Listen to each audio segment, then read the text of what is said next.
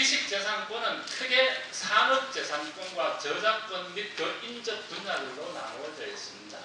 산업재산권은 특허나 실용시한 상표 디자인을 이야기하는 것이고요. 저작권은 저작의 부분, 그리고 미술이나 음반과 관련되는 기타 기타 사람의 두뇌로부터 나오는 모든 생각들을 다 지식재산이라고 칭하고 있는 것 같습니다. 산업재산권은 반드시 등록을 해야 된다는 문제가 제일 첫 번째 포인트가 될 것 같습니다. 산업재산권이라고 했습니다. 재산이라는 이름이 붙어있고 권리가 붙어있습니다. 사용, 수익, 처분을 할 수 있는 권리가 재산권인데 문제는 이게 무체재산이라는 겁니다. 눈에 보이지 않는다는 겁니다. 무체재산을 사고 팔고 거래를 하고 내가 사용을 하려고 하면은 뭔가 눈에 보이는 것처럼 만들어 놓아야 된다는 겁니다. 그게 바로 등록제도였다는 겁니다. 등록된 날로부터 권리가 생긴다. 사고 팔고 수익을 얻을 수 있는 권리가 생긴다 그랬습니다. 그러면은 그 전에는 아무런 의미가 없다는 겁니다. 권리가 아니라는 겁니다. 그래서 반드시 등록을 해야 되는데 심사라는 제도를 거쳐서 이것이 다른 사람과 중복되는 아이디어는 아닌지 또는 이게 국가 경쟁력에 기반이 되는 진보적인 기술인지 아닌지 또는 산업상 이용 가능성이 있는지 없는지 여부를 판단하고 난 이후에 그것이 합치되는 내용이라면 이제 등록 원부에 기록으로 남긴다는 거죠. 그럼 기록으로 남기면 독점 배타권을 줘버립니다. 다른 사람은 이제 아무도 사용을 못한다는 그 사람만 사고 팔 수 있는 재산권이 되어버린다는 겁니다. 근데 또 하나가 이 재산권은 대한민국 내에서만 통용되는 내용입니다. 그러면 산업재산권을 미국이나 영국이나 일본이나 독일에서 보고를 받으려고 하면 또 그 국가의 법률에 따라서 출원하고 심사하고 등록하는 절차를 다 거쳐야 된다는 얘기입니다. 출원하고 난 이후에 등록되기 전까지도 다른 사람이 침해를 할 수 있으니까 손해배상을 청구하거나 제재를 가할 수 있는 수단이 필요했기 때문에 출원 날짜로부터 소급을 해서 20년 그렇게 되어 있습니다. 그러니까 출원한 날로부터 소급해서 등록된 날로부터 출원일로 소급해서 20년 동안 권리가 보장이 되는데 이게 이제 독점 배타권이 주어집니다. 그 독점 배타권을 매개로 해서 그 무체재산권이 결국은 그 국가의 경쟁력을 좌우하는 근본적인 축이 되어버리고 세계 경제의 흐름을 좌우할 수 있는 힘이 되어버렸다는 겁니다. 그러다가 이제 이건 제가 여기서 말씀드릴 필요는 없습니다만 4차 산업혁명이라는 용어가 나왔습니다. 단지 이제 인공지능이나 빅데이터나 블록체인 같은 4차 산업혁명 기술들이 기반에 되어서 경제 사회에 대한 혁신이 이루어져 있다는 말씀을 드리면서 한 가지는 꼭 말씀을 드려야 되겠습니다. 바로 징후발명이 여기에 연관이 된다는 겁니다. 개인의 출원은 20%밖에 안 되고 법인의 출원이 80% 정도 됩니다.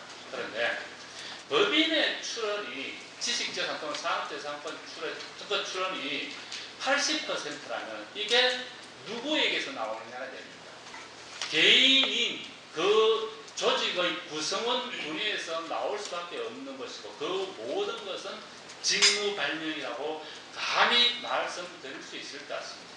직무발명이라고 하는 것은 회사에 근무하는 직원이 회사의 임금을 받고 회사의 전기를 사용을 하고 회사의 재료를 사용을 해서 발명을 한 것입니다. 그러다 보니까 취업 규칙을 적을 때 반드시 적습니다. 직무발명은 회사가 승계한다.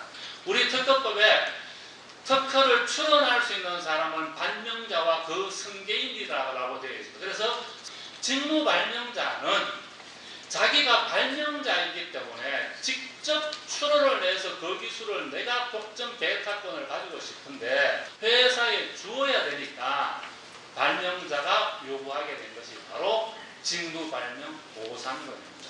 회사가 받기 싫으면 발명자가 특허를 출원해서 등록하도록 만들어 놓고 그러면은 이거 회사 돈으로 했으니까 회사는 통상 실시권을 가져갈 수 있습니다. 그래서 직무 발명자가 권리를 취득하고 회사가 통상 실시권을 가지느냐 아니면은 회사가 승계해서 등록을 하고 발명자에게 보상금을 주느냐는 선택의 문제가 될 것이다. 여기 보시는 것처럼 직무발명 보상 그러면서 저희들이 조사를 해보았더니만 실시보상과 관련되어서는 극히 낮은 수치 정도만 주었습니다. 그 정도로 낮은 수준의 보상이 이루어져 오다가 발명 제한 보상, 출원 보상, 등록 보상, 자사 실시 보상, 타사 실시 보상, 처분 보상 이런 것처럼 아주 다양한 형태로 직무 발명 보상금의 유형들도 달라졌습니다. 국세청에서 2017년에 법을 개정을 하면서 직무 발명 보상금에 대해서도 과세를 하겠다. 그러다 보니까 오늘 이제 제 다음으로 직무 발명 보상과 관련된 조세 문제에서 두 분께서 발표를 해주실 것인데요. 발명자들이 핵심이다. 그리고 그 발명자에 대한 보호나 발명자에 대한 우선권 부분에 대해서는 항상 강조를 해주시고 어디 가서 또 좀 주장을 해주셨으면 좋겠다는 당부의 말씀을 드리면서 제가 마치도록 하겠습니다. 네, 감사합니다. 직무발명 보상금은 1980년도 정도에 비과세 대상으로 규정을 했었습니다. 이제 발명자 개인의 입장에서는 연구 의욕을 고취를 하고 기업의 입장에서는 생산 효율을 증대하고 국가적 차원에서는 경쟁력 강화를 위해서 직무발명 보상금을 비과세 대상으로 하는 걸로 제정이 됐었습니다. 2011년도에 감사원에서 이제 지적을 해가지고 그거에 따라서 이제 근로소득, 세제소득으로 과세가 이루어졌습니다. 그 당시에 과세의 논리는 이제 이러한 직무발령 보상금이 계속적 반복적으로 지급됐기 때문에 근로소득의 성격이 있다라고 이제 해서 됐는데 제가 그 당시에 이제 대전 쪽에 있는 정부 출연 연구기관 세 곳을 대리를 해서 소송을 했었습니다. 그때 이제 최종적으로 한 5년에 걸쳐서 2015년도에 대법원 판결을 받았었습니다. 그때 내용은 비과세 대상이 맞고 그 이유는 이 직무 발명에 따른 그 권리가 원시적으로 발명자한테 기속이 되고 그러한 전제에서 직무 발명에 대한 권리를 승계를 하는 대가로 직무 발명 보상금을 지급하는 거다라고 했기 때문에 그 부분은 근로소득으로 보기가 어렵고 지적 재산권의 어떤 승계의 대가의 측면이 좀 많이 강조가 됐었습니다. 그런 상황에서 다 이런 문제들이 해소가 되리라고 생각을 했었는데 2017년도에 법이 개정이 됐습니다. 직무발령 보상금을 이제 과세소득으로 개정을 하면서 다만 이제 한 300만 원 이하 부분에 대해서는 비과세로 규정을 했습니다. 올해 이제 비과세 한도를 500만 원으로 조금 올리긴 했는데 이것이 합당한 해결 방안인지에 대해서는 여전히 의문이 있고 그 부분에 대해서 쭉 말씀을 드리도록 하겠습니다. 근데 당시 이제 세계 정부 출연 연구기관에서 했던 그 판결에서 나왔던 쟁점들은 그 지식재산권이 정부 출연 연구기관에 귀속이 되느냐 아니면은 발명자에게 원시적으로 귀속되느냐 이런 문제가 있었고요. 그 보상금을 근로 제공의 대가로 받는 거냐 아니면은 지식재산권의 어떤 승계 양도의 대가로 받는 거냐 크게 두 가지가 쟁점이었습니다. 특허법에서 이렇게 돼 있는 것처럼 다른 지식재산권 관련된 법에서 다 발명자주의를 원칙으로 삼고 있습니다. 이러한 어떤 지식재산권을 승계 양도하고 대가로 보상금을 받는 거다라고 딱 되어 있습니다. 지금 그 개정 규정은 이 두 가지 놓고 본다 치면은 이 특허법이나 지식재산권법과 그다음에 이제 발명진흥법, 그러니까 IP 관련된 법률의 체계에서 얘기하고 있는 지식재산권 내지는 이제 직무발령 보상금의 법리하고 지금 소득세법에서 규정하고 있는 것이 체계가 좀 안 맞습니다. 지식재산권의 양도의 대가이기 때문에 소득세법 체계에도 좀 안 맞는 부분이 있습니다. 뭐 산업재산권이나 아니면 뭐 저작권 이런 것들에 대해서는 다 기타 소득으로 규정을 하고 있습니다. 이제 기타 소득들의 경우에는 뭐 필요 경비로 상당 부분을 인정을 해 줍니다.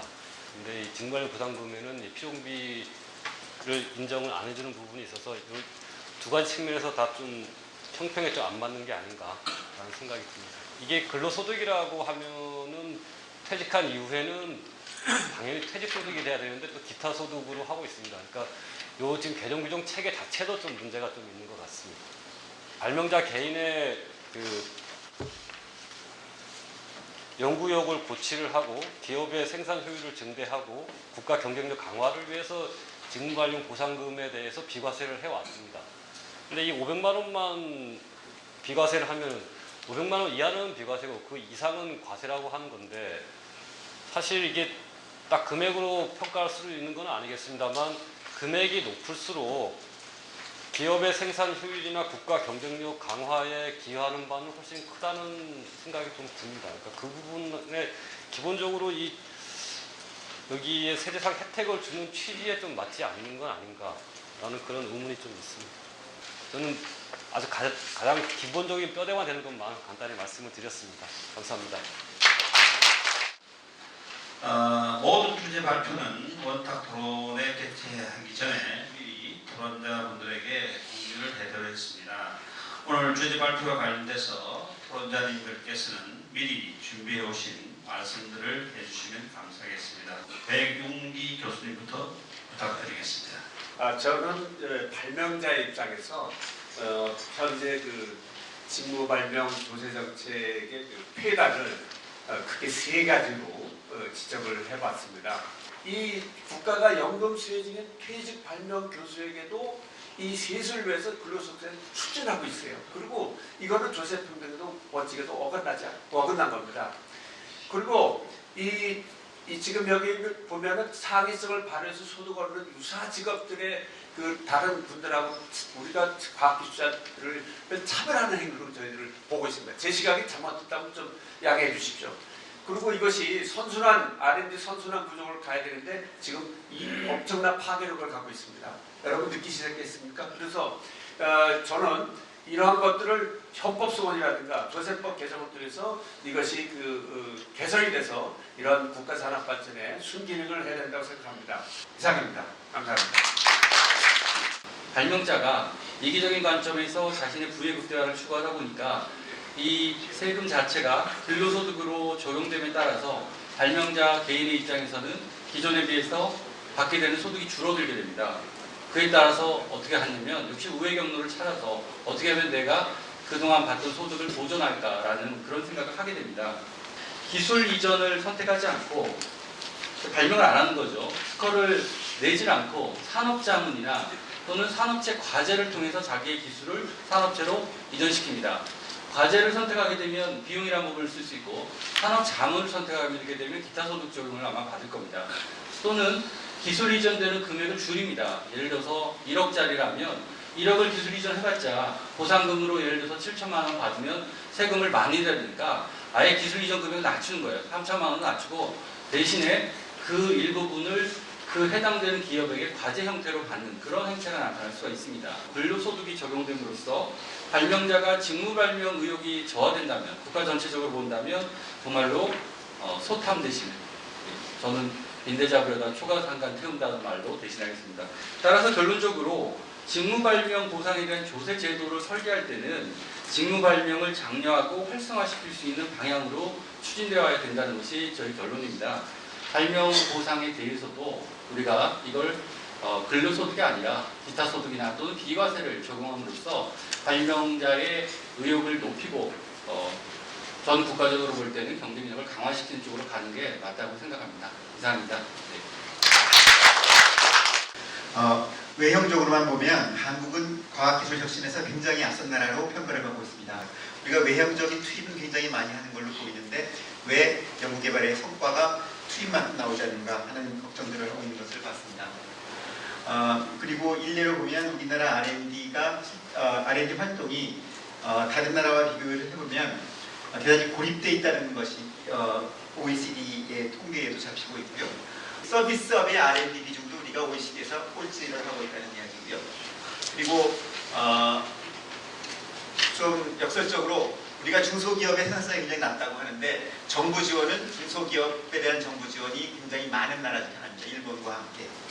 그러니까 이런 면에서 봐도 우리가 뭔가 투입은 하고 열심히 하고 있지만 성과가 나지 않는 그런 심각한 문제점을 안고 있다는 것을 확인할 수 있습니다. 지식재산은 너무나 중요하고 특히 미국의 경우 그리고 옛날 과거 산업혁명 당시에 증기 엔진 그리고 또 에디슨의 그 전구 이게 다 특허가 보장을 해줬던 그런 제도일 텐데 과거에 그렇게 중요한 역할을 했던 지식재산 보호의 제도 그리고 특허 제도 이 자체도 이제는 훨씬 더 근본적으로 더 개선돼야 될 여지가 있다는 논의들이 굉장히 활발하고요. 그리고 제가 개인적으로 2016년에 기술 거래 활동에 대한 조세 지원 확대가 어떤 효과를 낳는가를 서울대 공대의 이정동 교수님과 같이 연구한 적이 있습니다. 그러면 이 연구 결과에서도 저희가 무슨 결론을 얻었냐면 정책을 위반하는 사람들이 훨씬 더 노력을 해야 되겠다. 기술 거래 활동을 촉진하기 위해서 세금을 깎아준다는 제도를 만들었는데 별 효과가 없었습니다. 그 이유는 뭐냐면 지식재산이라는 것은 굉장히 특별한 것인데 그것을 마치 보통 시장에서 무슨 사과배 거래하는 것과 똑같이 취급해서 세금을 조금 깎아주면 뭐 거래가 활발해지지 않을까 시도를 했는데 완전히 실패로 돌아갔던 적이 있고요. 그러니까 의도는 좋았을지언정 깊은 고민이 부족해서 정책적으로 효과가 없는 일이 많았다는 것을 제가 배웠고요. 지금 오늘 이 자리에서 고민하는 것도 역시 동일한 문제인가 아닌가 싶어서 과학기술 전문가들뿐만 아니라 그 제도를 추진하는 정책 담당자나 그것을 지원하는 정치학자들도 같이 머리를 맞대고 고민해야 되지 않을까 하는 생각입니다. 이상입니다. 감사합니다. 기술 성과는 연구 과제를 수행했을 때 나오는 일상적인 그 보고서처럼 일상적인 결과물이 절대로 아닙니다. 창의성이 필요할 뿐만 아니라 논문도 창의성이 필요합니다. 그렇지만 창의성 플러스 수요자가 그 가치를 인정해야 되고 시기적으로 맞아야 되고 문제를 해결할 수 있는 솔루션을 제공할 수 있어야만 하는 사실은 고도의 지적인 활동을 통해서만 이루어지고 운도 따라야 되는 그런 특별한 오케이전인 거죠. 게다가 이제 최근에는 발명자 보상제도의 역주행으로 인해서 이러한 대학과 연구소에서 시작이 되는 성장 동력 창출의 동기부여는 차갑게 식어가고 있습니다. 저희는 기술 이전을 위해서 특허 출원과 유지를 위해서 모든 대학이 비용을 제외하고 나머지 금액에 대해서 발명자에게 이제 배분을 해주는데 대학마다 좀 다릅니다. 한 50에서 70%입니다.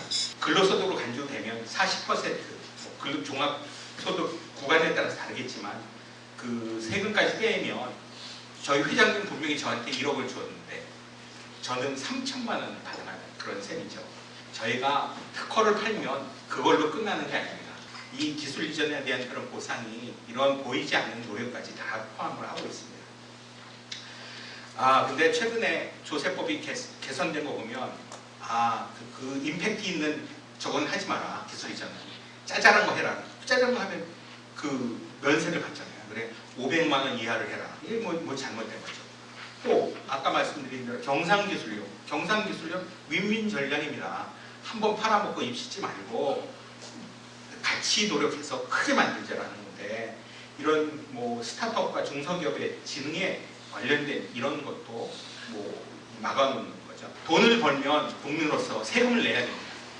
저는 개인적으로 면세해달라는 소리는 안 하겠습니다. 하지만 제도에 맞는 기타 소득으로는 인정을 해달라고 하는 거죠. 그래서 과세 기준을 예전처럼 돌려놔서 좋은 기술 발명할 수 있는 그런 동기를 좀 달라는 거예요. 중소기업과 함께 커나갈 수 있는 그런 책임 있는 발명자가 되게끔 해달라는 거. 기술자로 살아남아도 남다른 노력을 통하면 성공할 수 있다는 가능성은 우리 후배들한테 보여줄 수 있는 기회를 줬으면 좋겠습니다.